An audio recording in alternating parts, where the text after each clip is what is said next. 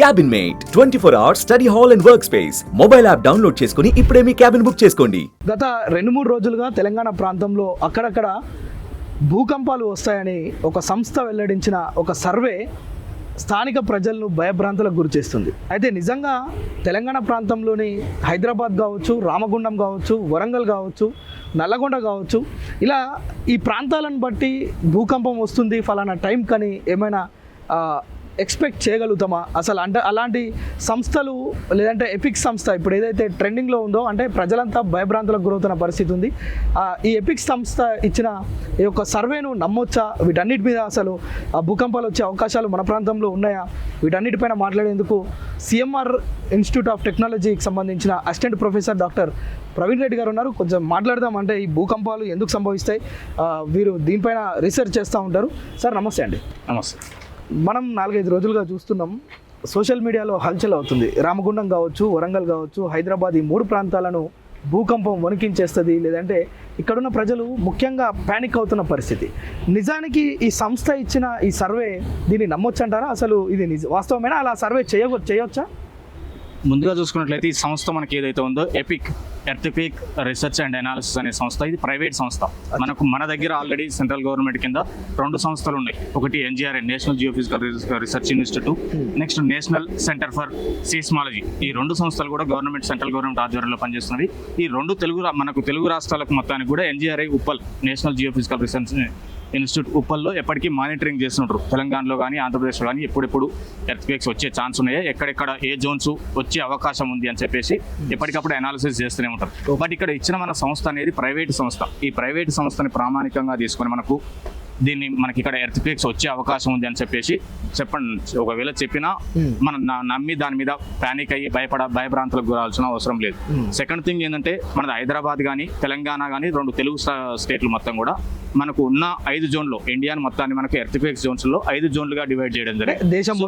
దేశం మొత్తాన్ని earthquakes Jones ని 5 జోన్స్ లాగా డివైడ్ చేయడం జరిగింది. ఈ 5 జోన్లలో కూడా మనకు హైదరాబాద్ అయితేనేమో జోన్ 2 లో ఉంది. సో ఇక్కడ జోన్ 1 అంటేనేమో వెరీ లెస్ అమౌంట్, అంటే ఒకవేళ ఎర్త్క్వేక్స్ వచ్చే ఛాన్సెస్ చాలా తక్కువ ఉంటేనేమో జోన్ 1 కింద కన్సిడర్ చేస్తాము.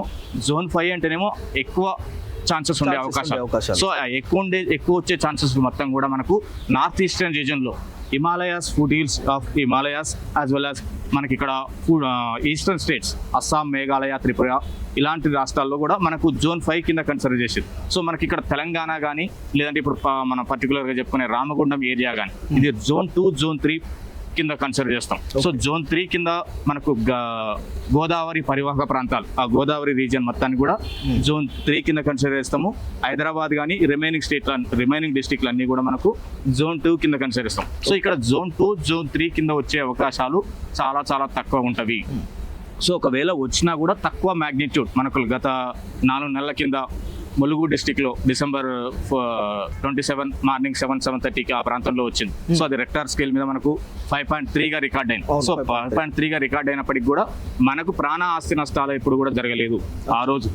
ఆ రోజైనా కానీ ఇంతకుముందు మనకు వచ్చిన సందర్భాల్లో ఎప్పుడు కూడా తెలంగాణలో అయితే ఎస్పెషల్గా ప్రాణ ఆస్తి నష్టాలు ఎక్కడ కూడా జరగలేదు. ఎందుకంటే ఇక్కడ మ్యాగ్నిట్యూడ్ అనేది చాలా తక్కువ.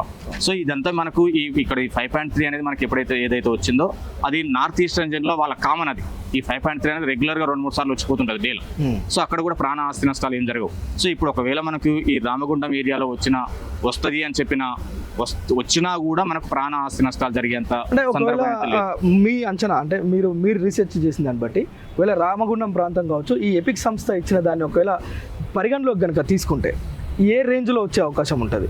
అదే ఒకవేళ జోన్ 1 to జోన్ 5 అని, మనం జోన్ 5 అంటున్నారు, జోన్ 1 అంటున్నారు, జోన్ 2, జోన్ 3, జోన్ 2, జోన్ 3 అంటే ఎంత వరకు దీని ప్రమాదం ఉండే అవకాశం ఉంటుంది? ప్రమాదం అంటే మనకి రెక్టార్ స్కేల్ మీద దీని మ్యాగ్నిట్యూడ్ అనేది 1 to 10 డివిజన్స్ లాగా డివైడ్ చేస్తాం. సో ఇక్కడ ఎంతైతే ఆ తీవ్రతను బట్టి 10 డివిజన్స్ లాగా డివైడ్ చేశారు.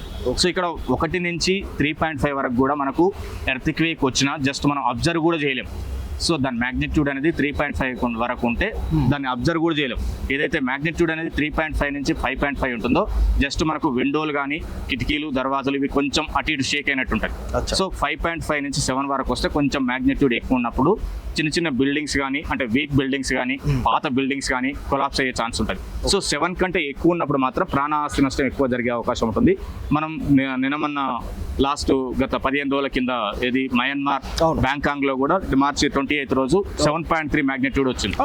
ప్రెసెంట్ సిచ్యువేషన్ కూడా మయన్మార్ లో అక్కడ ఆ దేశాల్లో వచ్చిన వాటిని చూసి ప్రజలు ఇక్కడ అంటే ఆ రేంజ్ లో ఇక్కడ వస్తుందేమో అనే ఒక భయభ్రాంతులకు గురయ్యే అవకాశం ఉంది కదా, అందుకోసం అని.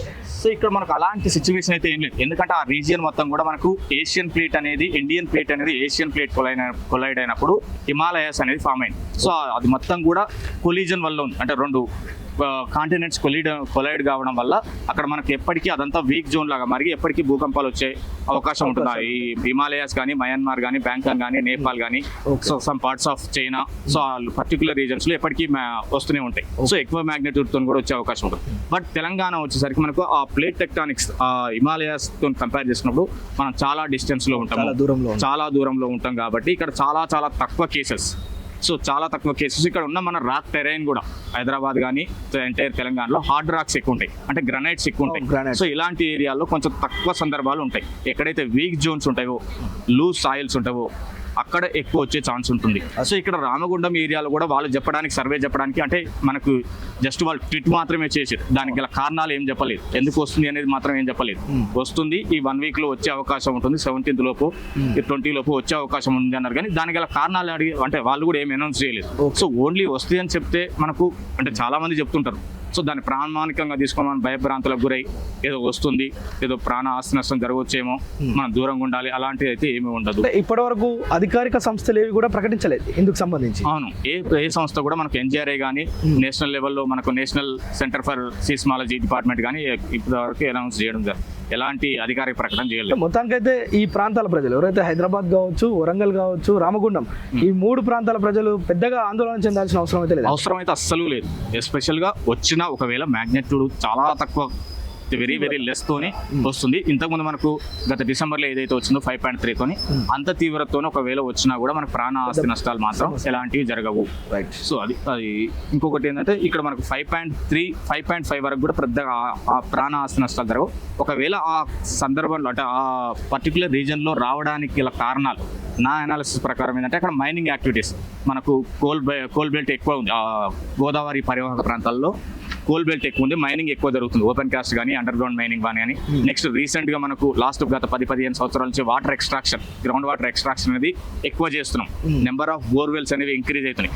వీటి వల్ల మనకు కొంచెం వెరీ వెరీ లెస్ మ్యాగ్నిట్యూడ్ తోనే వచ్చే అవకాశం ఉంటుంది. ఒకటి mining activities, over exploitation of water, number of borewells usage.